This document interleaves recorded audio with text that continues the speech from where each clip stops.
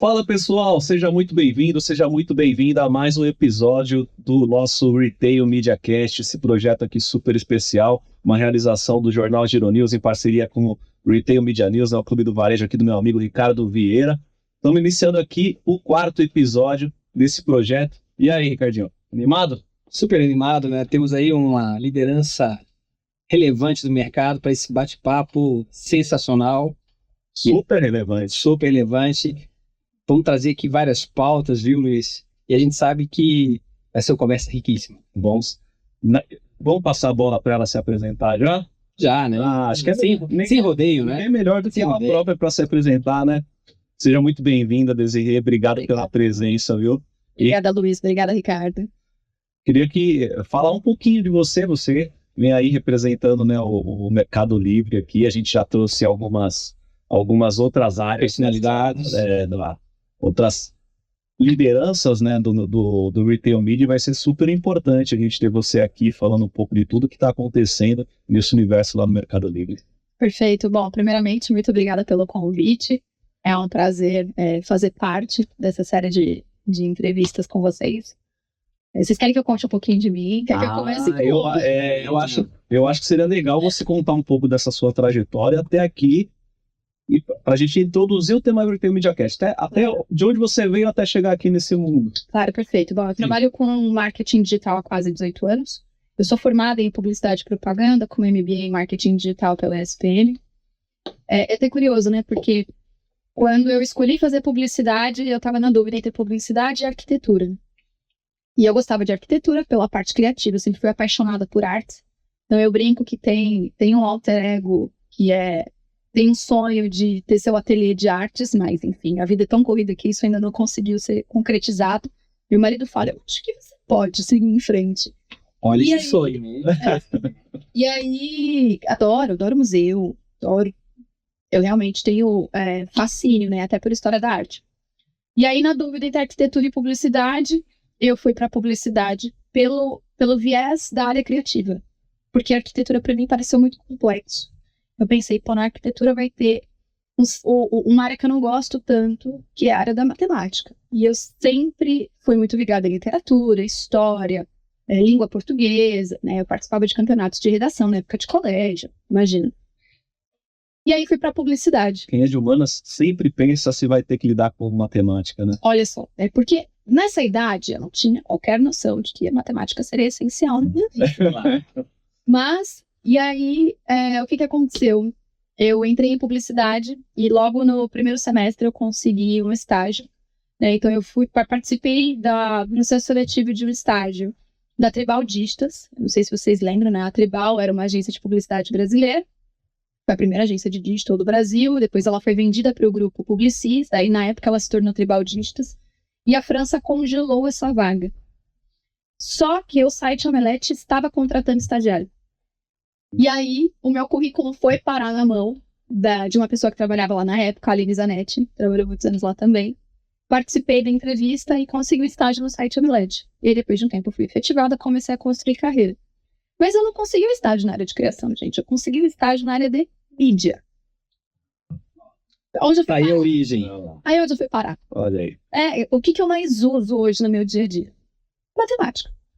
Né? E aí, descobri um lado que realmente sou completamente apaixonada pela área da mídia. E fui migrando, obviamente. Fiquei anos lá no Omelete. Fui construindo carreira.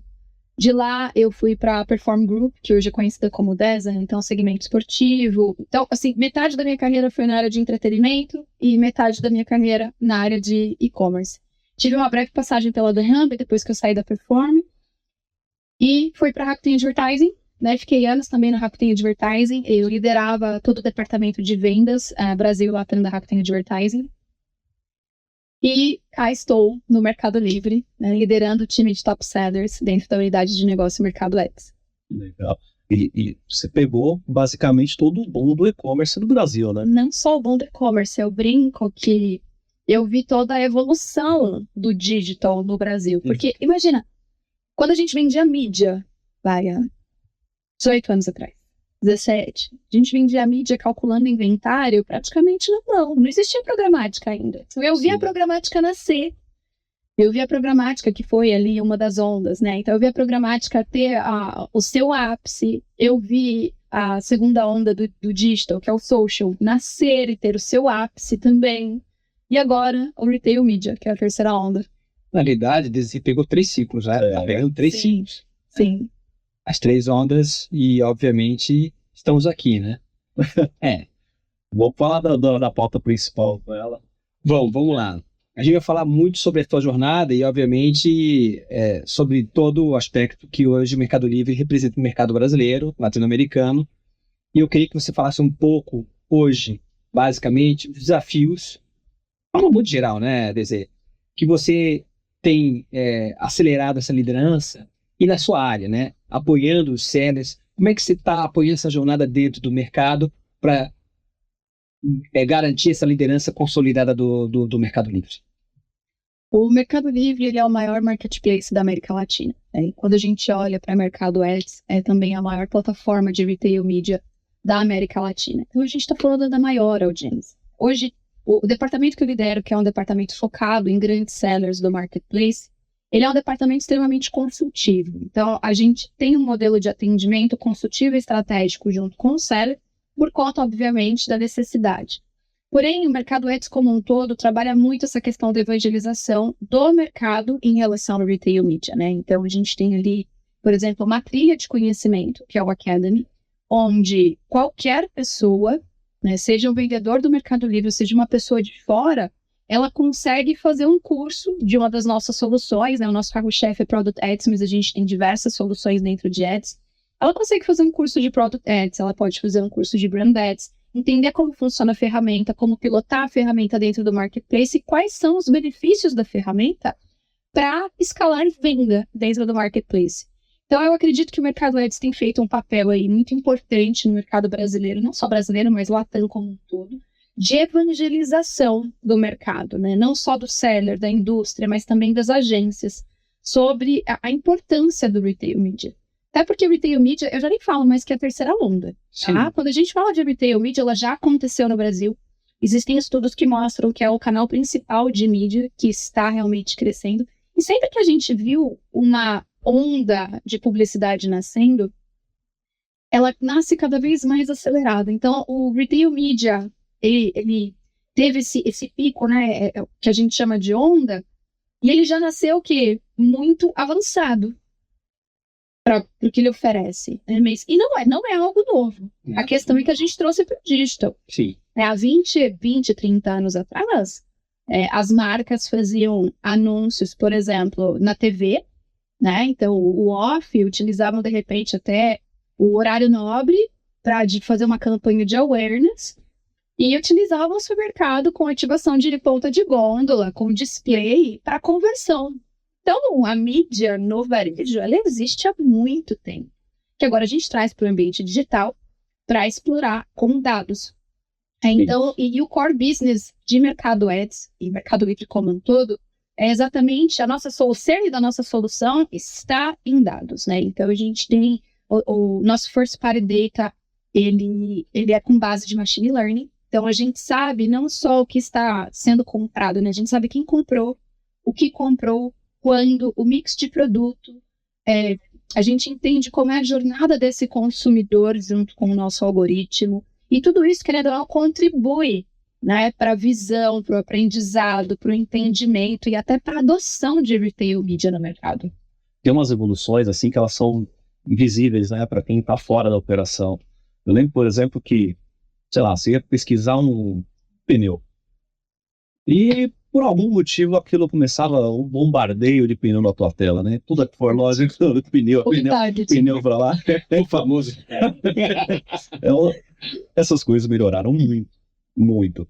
Quando vai para dentro do e-commerce em si, dos marketplaces, antes a gente pesquisava por um produto, né? E às vezes você efetivava a compra. Você continuava sendo bombardeado por aquele produto. Pô, eu já comprei, porque isso continua aparecendo para mim. Então são alguns avanços que vão acontecendo e vão melhorando dentro desse... Isso faz parte desse processo de evolução, não só da tecnologia, mas também de pessoas pensando nessas melhorias, né? E como você utiliza os dados para ter um melhor planejamento de campanha, né? Porque os dados eles estão aí para poder direcionar. Então, direcionar o seller, direcionar a indústria, direcionar até mesmo as agências em como elas planejam melhores campanhas de acordo com o objetivo da campanha e quais KPIs querem ser atingidos, né? Quais são ali os resultados que eles desejam ter com essa campanha. E o que você falou do retargeting, né?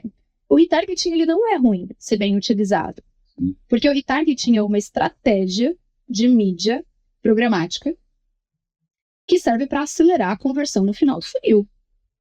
Então, precisa ser feito bom uso, obviamente, boa segmentação e você entender quem você quer impactar com aquela mídia, né? Com um banner, por exemplo. Então, eu não acho que retargeting seja ruim, ainda que quando ele era mal utilizado, realmente era bem chato. Eu usei o pior dos mundos aqui. Mas você sabe que tem algo que... e desculpe os meus amigos de mercado por isso, mas o e-mail marketing. O e-mail marketing, ele também é uma estratégia que, quando ela não é bem utilizada, ela só lota a sua caixa de e-mail com spam. Né? E existem muitas ferramentas que elas sequer solicitam o seu opt-in.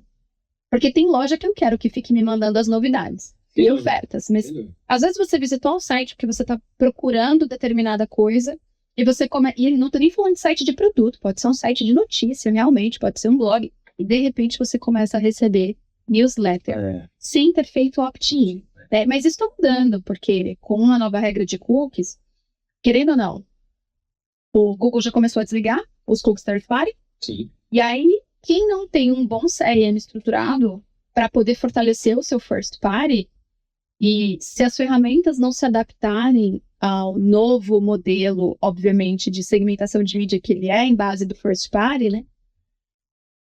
Isso começa a ficar inviável. Eu acredito que daí começa a ser inviabilizado.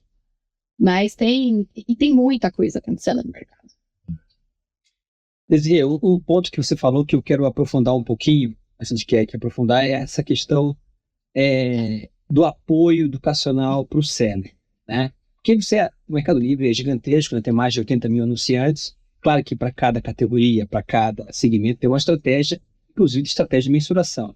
Como é que você vem apoiando alguns canais, alguns segmentos, olhando para apoiá-los, para poder educá-los para entrar com maior força nesse cenário de retail media? Acho que é importante você falar, porque uma das fortalezas que a gente percebe no Mercado Livre é esse apoio, não só educacional, mas o apoio tecnológico de inteligência. É importante falar sobre isso. Perfeito.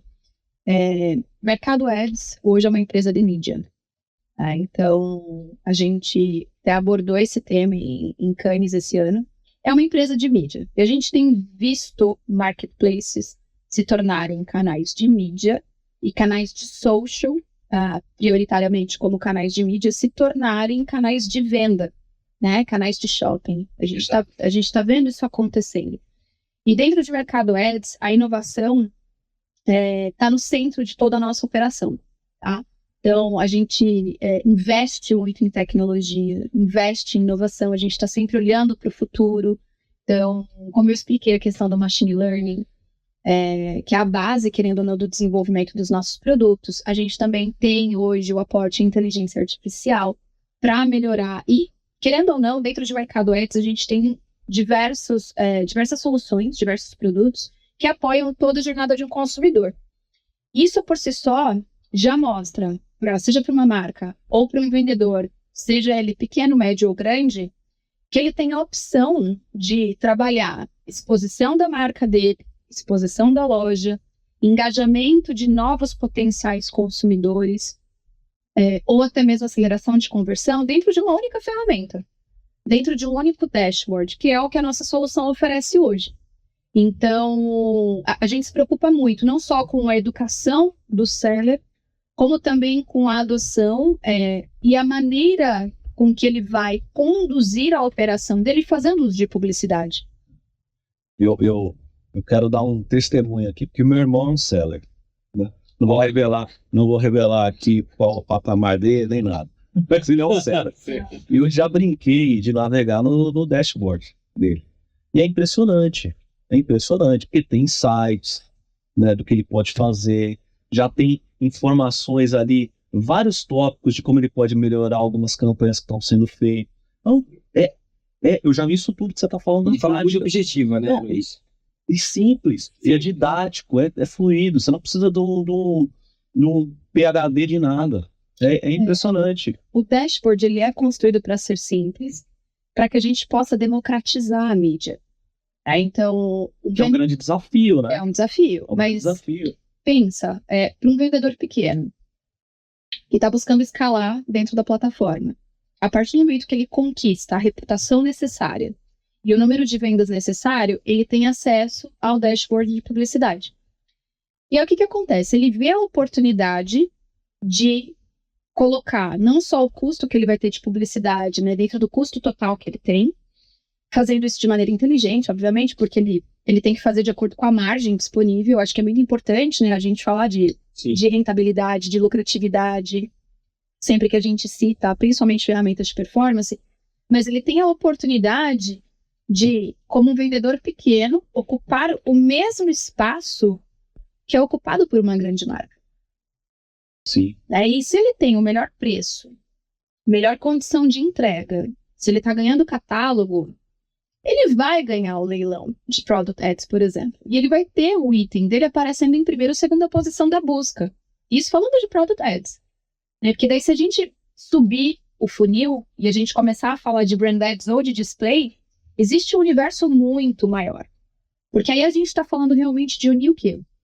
Unir a criatividade, a comunicação, junto com o propósito de alavancar venda, alavancar share, alavancar visibilidade dentro do e-commerce.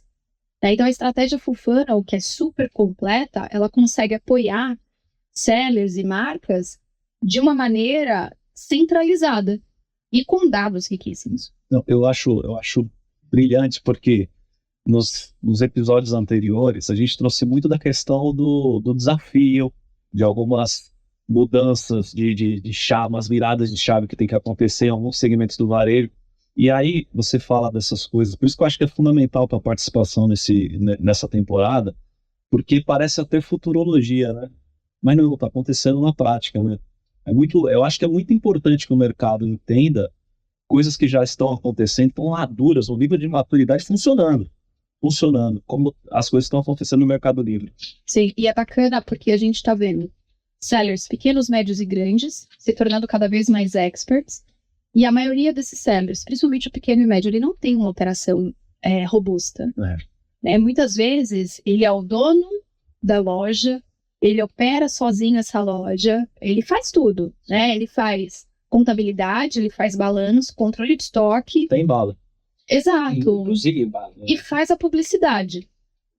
E eles são tão engajados, e é por isso que a gente se preocupa muito, não só em educar, mas em ter uma solução que seja de fácil entendimento, uma solução que realmente traga insights de uma maneira que ela possa ser pilotada sozinha, né? Então, o self-service, e para ele vir uma potência, porque ele consegue impulsionar mais ainda as vendas dele, de uma maneira que ele possa continuar fazendo sozinho, e claro, que da maneira com que ele vai escalando, ele pode aumentar a equipe. Vai ter que profissionalizar. Vai ter que profissionalizar, exato. Então, e os grandes, eles já são experts em mídia. Eu conheço sellers do mercado que entendem de mídia tanto quanto um profissional de agência. E é incrível, porque você olha, a pessoa entende 100% da operação, do que ele tem que fazer do ponto de vista comercial, verticais de potencial crescimento, produtos potenciais para o mercado, seller que realmente desenvolve até novas linhas de produto com a indústria, entender 100% de publicidade e saber o que significa cada uma das métricas. É incrível. Desirê, vamos falar um pouquinho também sobre tendência, né? O Luiz falou uma coisa bem bacana que é sobre insights, né? O mercado também entrega inteligência para o seller de uma forma bem assertiva.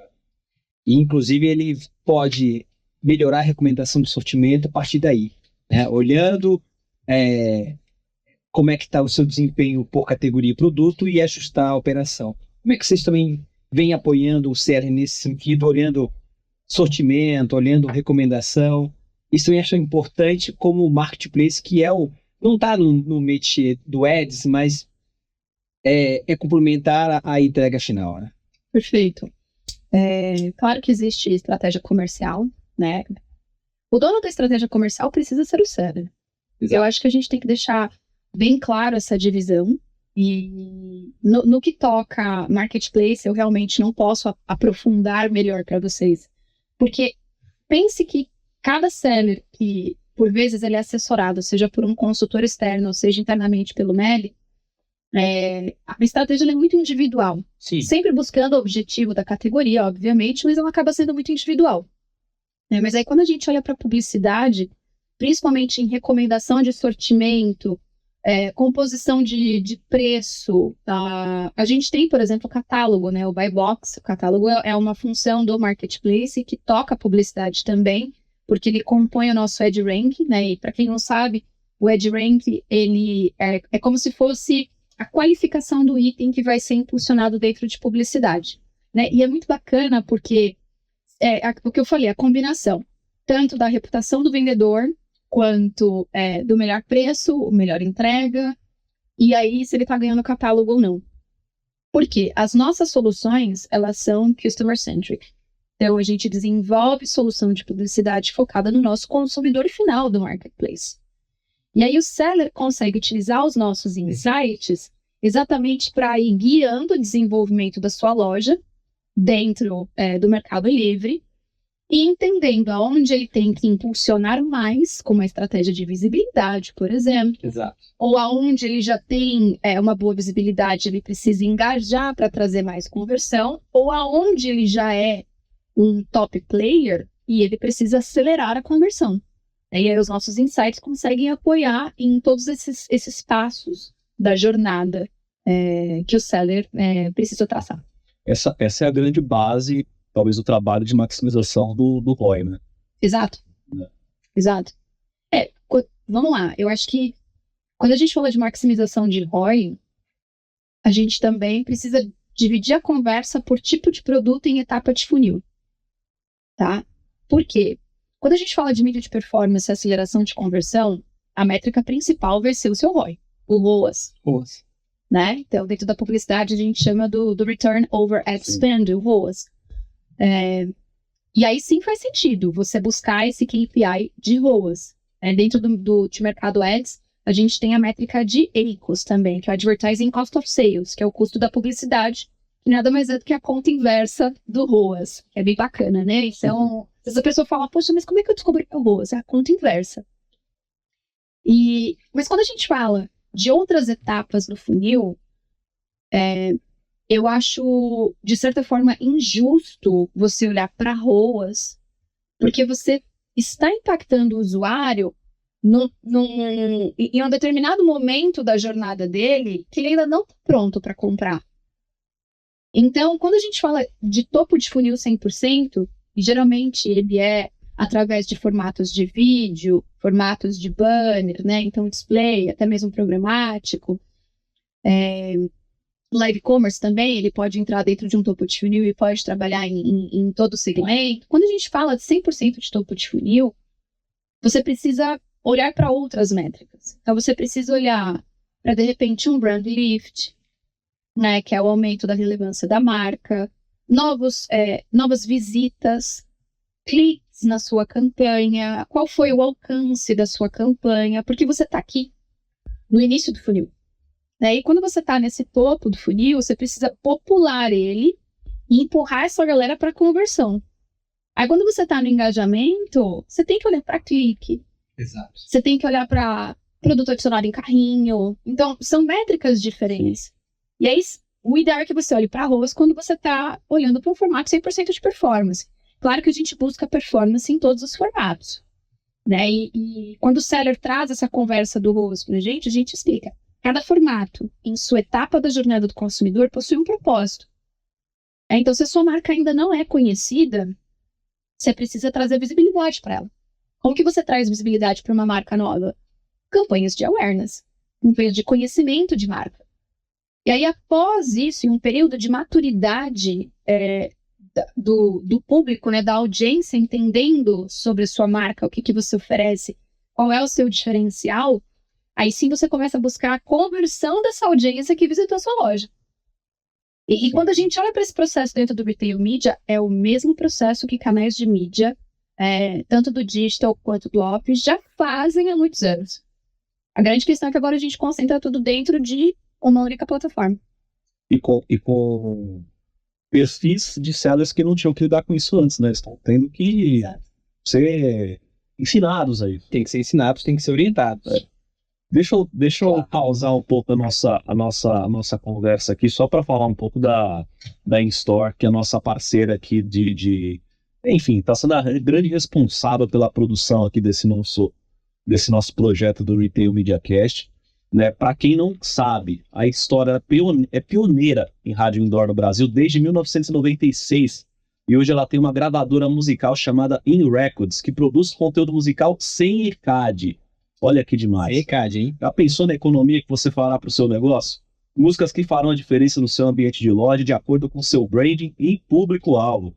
Além disso, conta com uma equipe que produz suas mensagens e spots que irradiam no ambiente de loja, alcançando seus objetivos. Venha para a melhor empresa de serviços de rádio e TV indoor do país. Faça como a C&A, Avan, Rede de Hotéis Accor, Caidu, Marisa e tantas outras marcas importantes do mercado. Não espere mais. Mande sua mensagem agora para o WhatsApp do Comercial InStore, que aparece aqui embaixo na tela, ou acesse o QR Code. InStore, cada vez mais on, sempre in. Boa, né, Luiz? Boa. Então, num debate, num podcast que tem mídia, não pode, tem que ter um merchan. Publicidade. Lógico. Não, e olha a qualidade aqui, a câmera. A gente ficou até mais ajeitado aqui, né? A luz, câmera, microfone, capitão, deixando a nossa voz mais bonita, aveludada. E falando de voz aveludada, falando de reputação, Desê, eu queria falar sobre inteligência, inovação, que a gente sabe que o mercado trata isso com carinho. E é óbvio, né? Assim, o MELI, o Mercado Ads, está colhendo frutos, porque, obviamente, o Mercado Livre Publicidade tem 20 anos, o Mercado Ads, me corrija, tem 7, O 8. Mercado Livre está fazendo 25 anos. 25 anos. 25. Não, mas o Mercado Livre de Publicidade acho que é 20, né?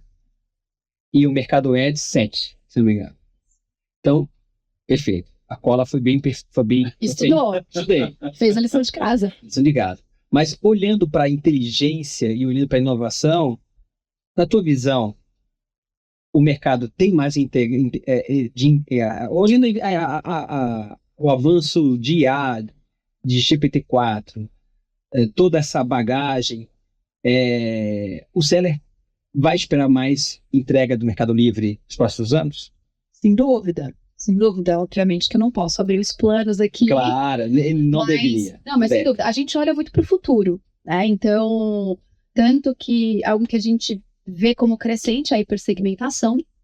Por isso que a gente tem comunicado muito sobre o poder das audiências, né? E a gente tem hoje um catálogo de audiências riquíssimo para um seller poder fazer campanha.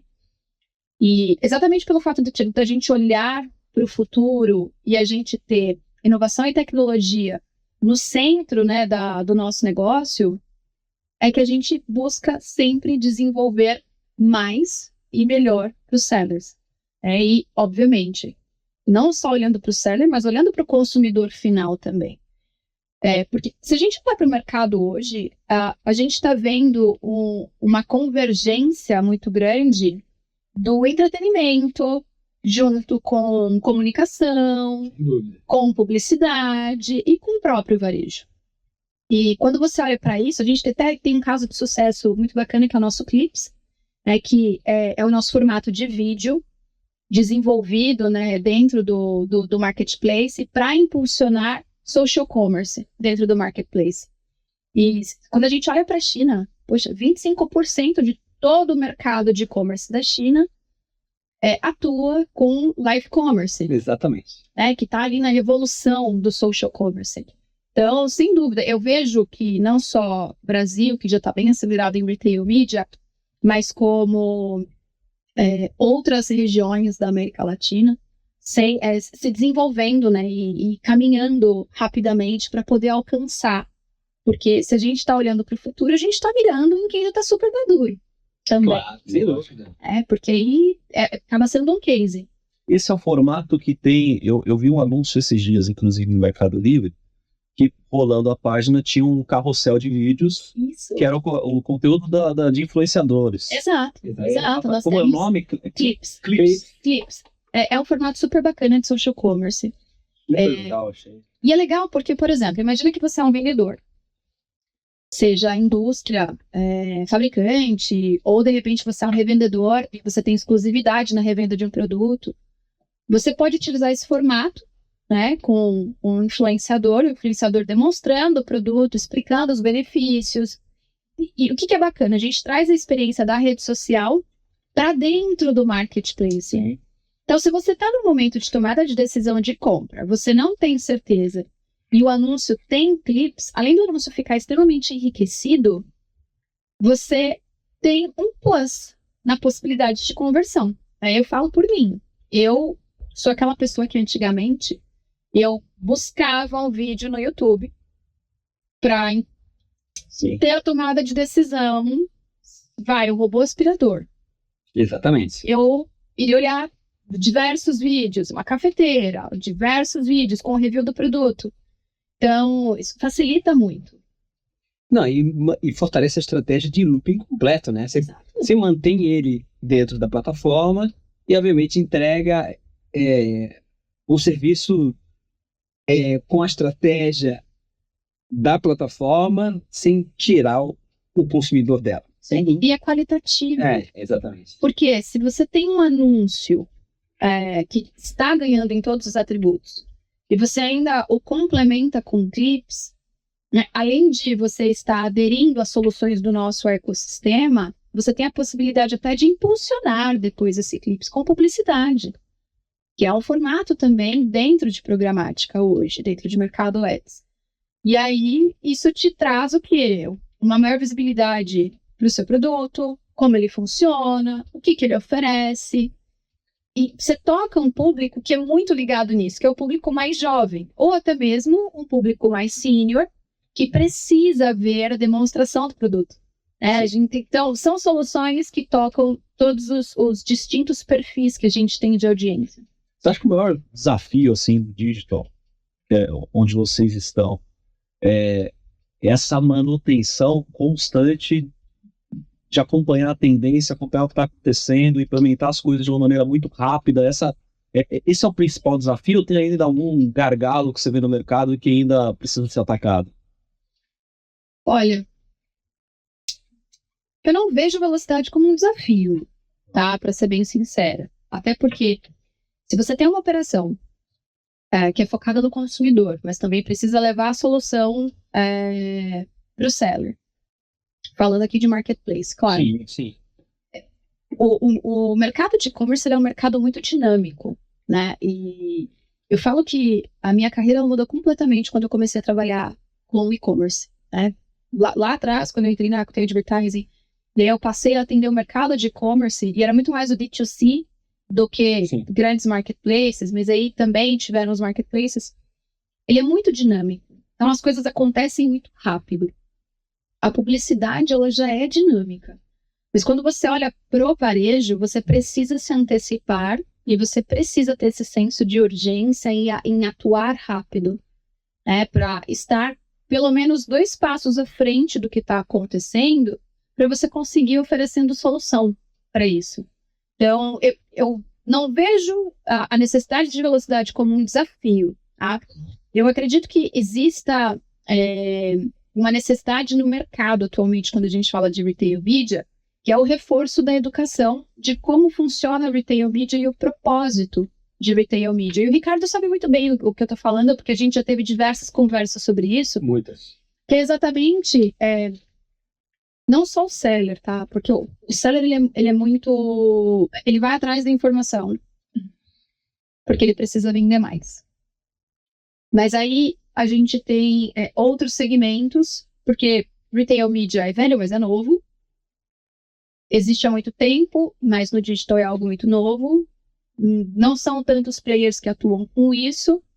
Logo, a educação do mercado ela ainda não está madura o suficiente. E como você olha para as métricas de retail media e combina isso com os outros canais de mídia. Então, tem aí uma necessidade realmente de educação do mercado, em como fazer um bom uso do retail media. Por que eu vou deixar de investir no canal X e vou investir em retail media? Sabe? O Ricardo fala muito de capacitação, né? Não, Luiz, assim, uma coisa que é super importante, né? A gente vê a maturidade do Mercado Livre, do Mercado Ads nesse ponto, clips, mas se você olha para o mercado publicitário, a gente toca nesse assunto, quais são as agências que têm maturidade ainda para investir em retail media? São poucas, né? A gente tem conversado muito com algumas agências, algumas bem maduras, outras nem tanto, e é nesse mercado... outros embarcando, mas principalmente assim, na entrevista agora com o Paulo Schiavon, a gente falou sobre o papel de CMO, hoje, das marcas anunciantes, nesse processo, né? Quer dizer, certamente, o nível de capacitação do mercado que vocês estão levando para o seller deve estar levando também para o mercado publicitário em geral, né? Sim. Porque é necessário sensibilizar as agências que elas precisam também se sensibilizar as marcas anunciantes. Nem todas elas conhecem todos os benefícios do ecossistema de retail media.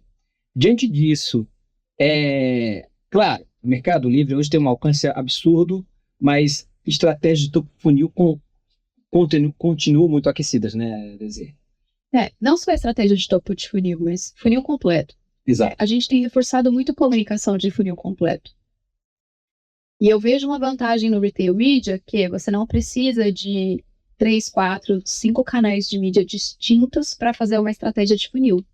Então, eu vou fazer um investimento em site de conteúdo para levar a audiência para o meu site, e aí eu vou utilizar uma ferramenta para engajar esse usuário a colocar o produto no carrinho, e depois eu vou utilizar uma ferramenta de retargeting para fazer com que ele converta o carrinho que ele montou.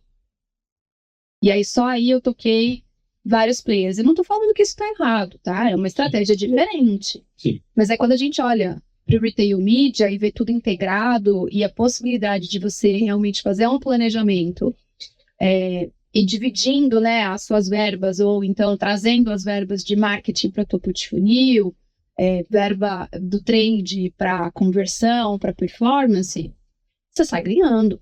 Porque aí você tem a vantagem de impactar novas audiências para conhecerem sua marca, potenciais clientes para tomarem a decisão de comprar a sua marca e até mesmo fidelizar esses clientes ou trabalhar na recompra. Tudo dentro de uma única ferramenta, dentro de um único ecossistema. Esse é um ponto que você falou bem. Entregar a visão única de jornada até no Academy. Eu vejo isso frequentemente, vocês discutindo visão única de jornada, que aí entrega essa a praticidade de analisar todos os analytics numa tela só, né?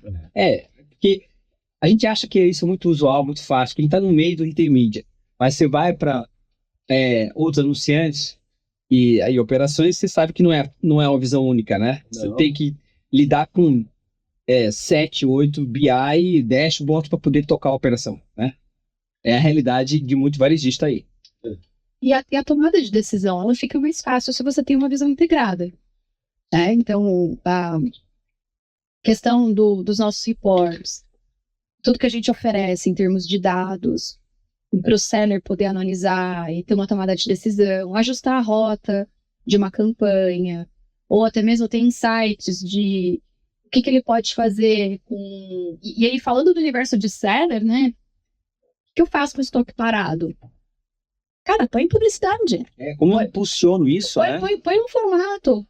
Tá com estoque parado, põe no formato de conversão. Se você já tem um bom posicionamento, sabe? Ou tá fazendo lançamento de produto. Trabalha uma campanha de visibilidade, trabalha uma campanha de topo de funil com display, né? Então, quer trazer visibilidade para sua loja como um todo e os seus melhores produtos? Pode trabalhar um brand ads, que tem ali um carrossel de item. Você vai otimizar por keyword, por exemplo. Então, são soluções distintas e integradas dentro de uma única plataforma e que pode te auxiliar em diversas estratégias que você necessita fazer para o seu negócio. Inclusive, eu vou dar uma experiência de outros varejistas, né? Dizer assim, a questão de acelerar muito as campanhas e não ter produto para entregar, né? Que com essa ruptura, né? Esse é um problema de previsão de demanda, de abastecimento, etc.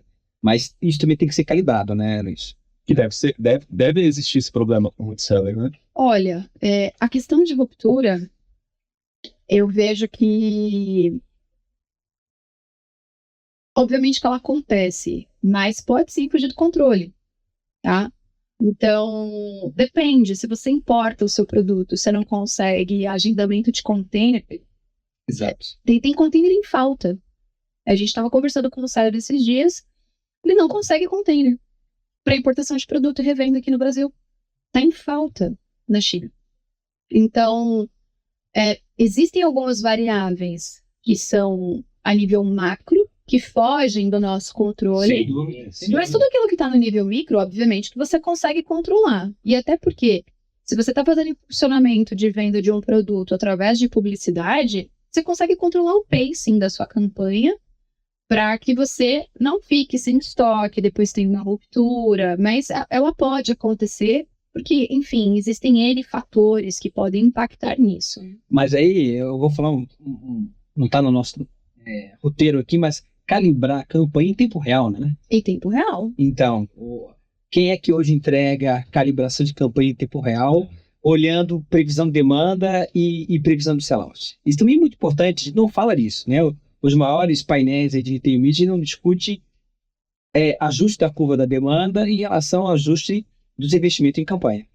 Então, a gente tem o ajuste não só do objetivo da campanha, né? Então, se você está fazendo uma campanha de visibilidade ou uma campanha realmente com foco em conversão, uma campanha de rentabilidade, mas você consegue ajustar a questão de budget, né? O seu orçamento diário, você consegue ajustar o seu ACOS, né? O ACOS Target, que é até o quanto você está disposto a gastar com publicidade. Isso em Product Ads, mas aí quando a gente olha, por exemplo, para Brand Ads, você consegue ver como está a conversão por palavra-chave.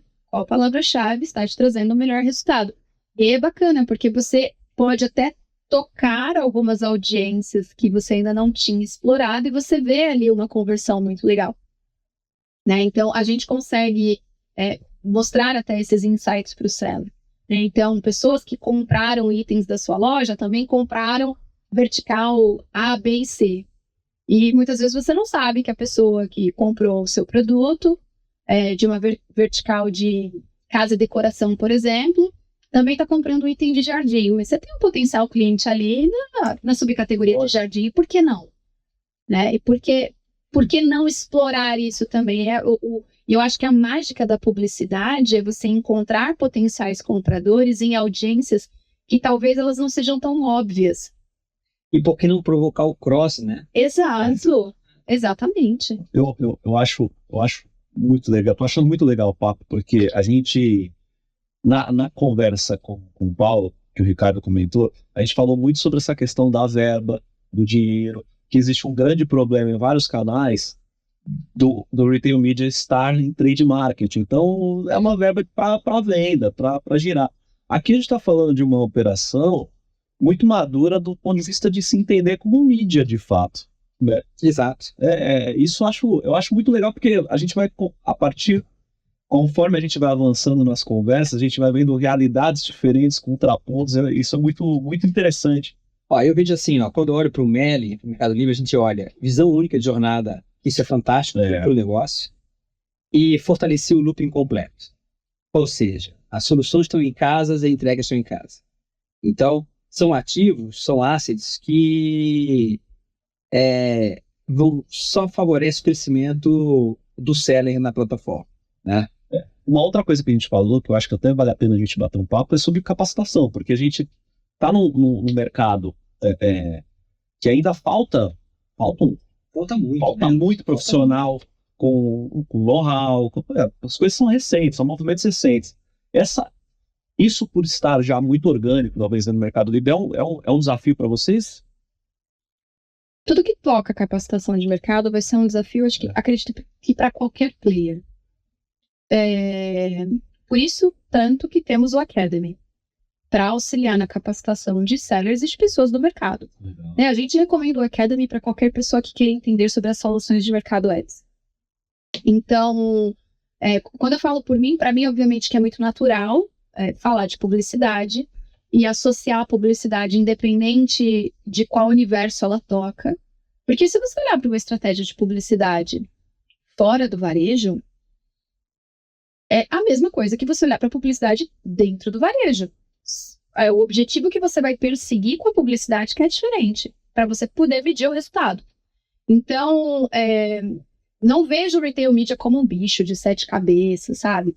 Porque tem aquela questão de, poxa, mas é algo muito novo, eu não conheço. Gente, se você conhece de publicidade digital, as principais métricas de retail media você vai conhecer. Então, aí você tem 50% do caminho já. Mas por estar no varejo, eu acho que também tem um outro ponto que é muito importante, e eu acredito que o Ricardo vai concordar comigo, que é conhecer sobre a dinâmica do varejo. Porque publicidade por publicidade, ela não vai fazer mágica, né? Então, você precisa entender o ambiente que você está para aplicar a publicidade, obviamente, e entender do varejo faz diferença. Então, não adianta você, de repente, ir para retail media achando que você está trabalhando com social. Ainda que social tem desempenhado um papel muito grande de venda, né? Como um canal de venda, já há bastante tempo. Mas você precisa entender quais são os desafios do varejo hoje. Qual que é o desafio de uma indústria versus o desafio do distribuidor ou do revendedor? E falar que o retail media está só em trade marketing, eu não concordo. Na verdade, eu concordo parcialmente. Concordo e discordo. Eu concordo do ponto de que boa parte da verba hoje sim vem do trade, por conta do foco em conversão. Então, necessidade de alavancar a performance, ou seja, gerar GMV. Mas eu discordo em achar que o retail media é só isso, porque se a gente está falando de jornada completa de consumidor, a gente está falando de verbas de marketing. Exatamente. A gente está falando de verba de lançamento de produto aqui. É isso. E quando a gente falou disso, na verdade, foi num tom crítico do que acontece no mercado, né? Não, e assim, marketing, shopper marketing fortemente, porque você precisa mapear a jornada, e obviamente o trade está ali na conversão, mas elas precisam ser complementares, né? E como o Paulo falou, tem que ter uma frente, tem que ter uma vertical disso. Não, e vai ter que ter agora estruturas de interface para que essas áreas se comunicam e possam olhar a visão única de jornada. Exato. Né? Eu vejo, viu, Luiz, assim, respondendo também a tua pergunta, tá? Eu acho que a maturidade hoje, quando olha os grandes players, como é o Mercado Livre, líder aqui da América Latina, essa cultura publicitária está resolvida. Agora, olhando para os varejos regionais, tem muito para desenvolver, porque a dinâmica, aí é um ponto, né, aqui fazendo um contraponto com o Gil. O varejista, para assumir o seu papel de veículo de mídia, ainda está longe. Ele para transformar o anunciante, a indústria, que é seu cliente, que é seu fornecedor, vai ter que transformar ele em cliente. Exato. E ele veículo. Né? Então, tem uma mudança aí de mentalidade que tem que acontecer. Né? Entregar esse ecossistema de dados, de insights e de oportunidades para esse cliente, né? E aí o varejo regional tem que mapear a jornada, coisa que ele pouco faz, né? Shopper centric, né? Shopper centric. E sem contar que, assim, a base disso tudo é um bom CRM. Sim. Nada se faz. Se você não tiver um bom CRM. Então, a partir do momento que você constrói um bom CRM, você passa a construir o entendimento de como o seu CRM se comporta, né? De como a sua base de clientes se comporta. E aí você começa a entregar inteligência e dados em cima disso. Quer dizer, a gente está num momento no varejo de discussão de colaboração de dados ainda, né? Então, para quem trabalha com retail media, tecnologia e solução para colaboração sem compartilhar data está resolvida, né? Quer dizer, então, tem alguns estágios aí de maturidade e gestão que o varejo regional precisa avançar e vai levar aí 2, 3 anos. Mas deixa eu puxar uma pauta que vai ficar... dentro do retail media, mas a gente queria falar sobre liderança feminina dentro da área, que toca um pouquinho do teu papel. A gente vê muita liderança hoje feminina em retail media, que obviamente vem do mercado publicitário, a gente estava falando isso antes. Como é que você vê esse cenário, que é um cenário hoje, o e-commerce também tem uma presença de lideranças nessa área que é bem relevante e a gente torce para que isso aumente mais para fortalecer a equidade de gênero. Qual é a tua visão sobre hoje esse cenário, olhando que assim, o digital, o feeling do papel feminino é fundamental para esse negócio avançar mais? Como é que você vê esse cenário nos próximos anos? Olha, eu vejo esse cenário crescendo, né, cada vez mais. Eu faço parte do Mulheres no E-Commerce, que é uma entidade que existe no Brasil e hoje elas estão fazendo expansão na América Latina. E o bacana é que você vê não só o senso de comunidade realmente, né, para que mulheres apoiem mulheres em cargos na área do e-commerce e também em ascensão de cargos de liderança. A gente estava discutindo aqui antes de começar, né, a gravação, que a gente vê realmente uma presença de líderes femininas no retail media por conta de que o retail media está dentro do universo da publicidade. Então, é uma área já desenvolvida, que tem, obviamente, né, uma integração muito grande, é inclusiva. Eu acho que uma das maravilhas da área da publicidade é a questão de sempre ter buscado ser inclusiva. E o varejo, que antes era majoritariamente masculino, ele cada vez mais vem buscando ser inclusivo. Então, claro que é um espaço de luta, não vou falar que é algo que seja difícil, né? Ele é um espaço de luta, assim como ele é um espaço de luta também para outras comunidades, tá?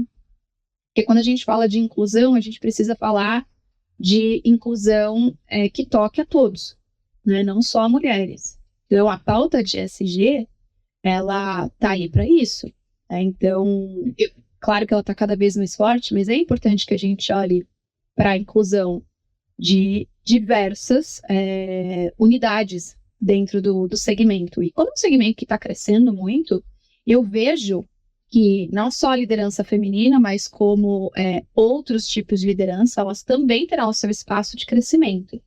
Então, não foi fácil. Eu acredito que o caminho que a gente trilhou até aqui, ele foi muito importante. Eu tive o privilégio de ter tido líderes mulheres ao longo da minha jornada, tal qual eu tive grandes líderes homens também.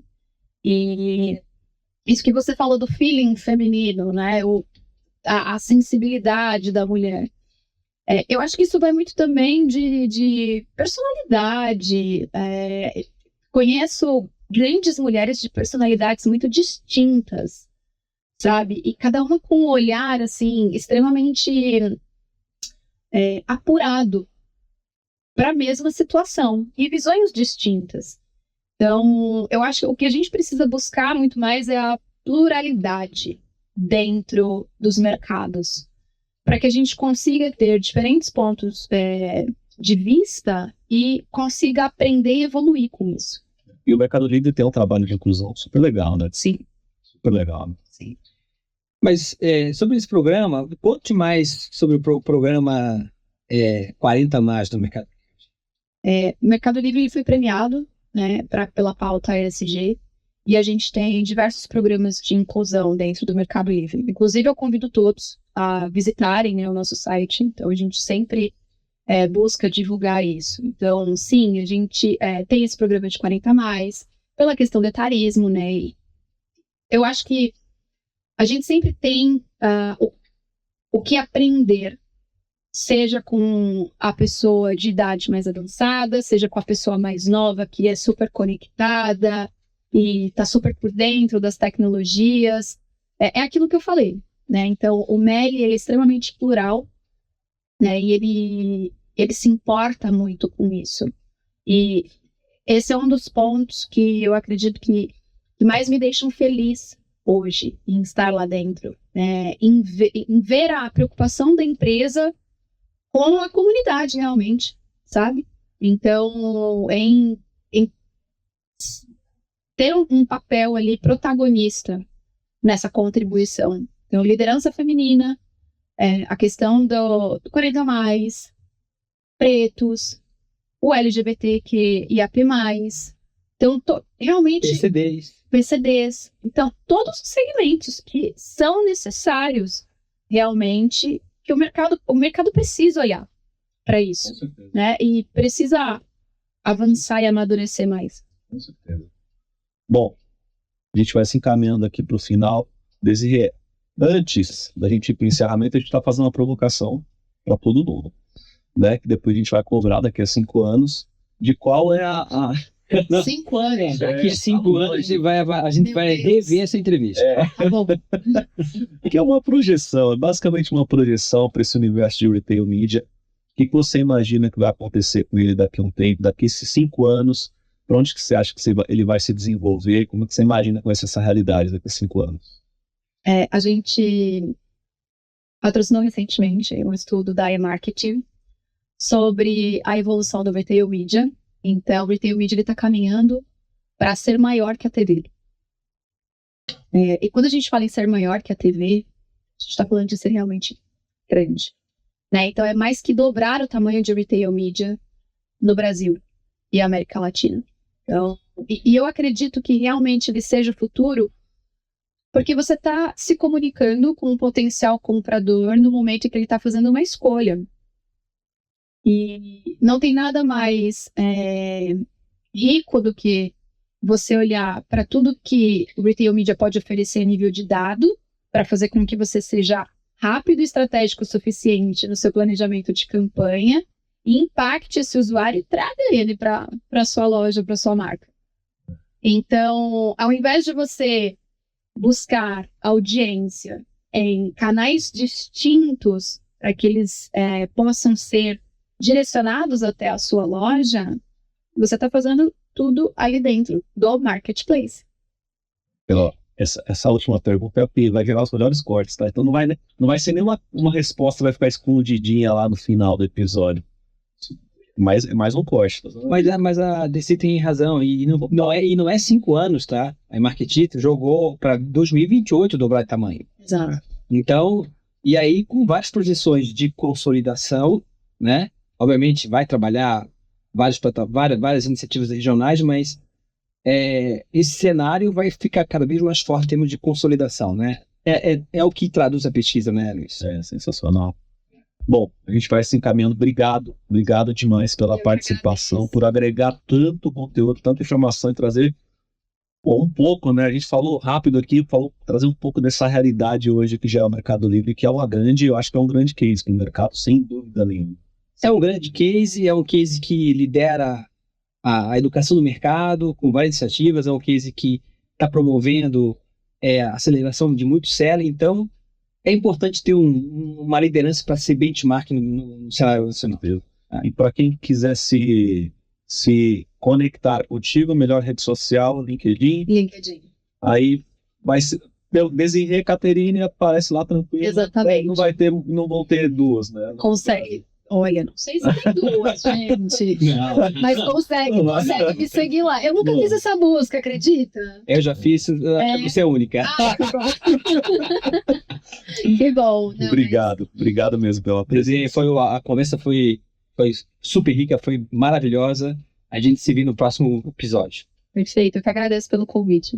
Obrigado. Pessoal, para quem ficou até aqui, não esquece aí de deixar comentário, compartilhar com quem você acha que esse episódio vai agregar bastante de conhecimento. Deixa like, segue aí a gente, aquela script de sempre. E até o próximo episódio. Obrigado.